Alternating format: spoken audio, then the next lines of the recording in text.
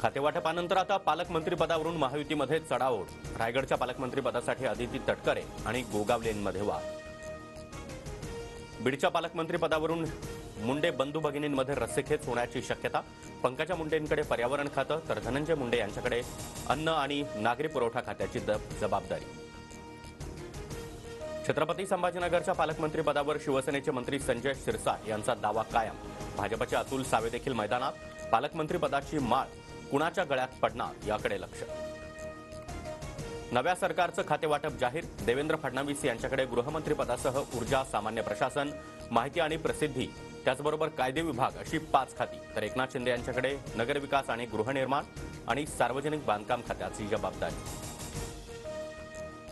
अजित पवार यांच्याकडे पुन्हा एकदा अर्थनियोजन आणि उत्पादन शुल्क खातं. अजितदादा महायुती सरकारमध्ये दुसऱ्यांदा अर्थ खातं सांभाळणार.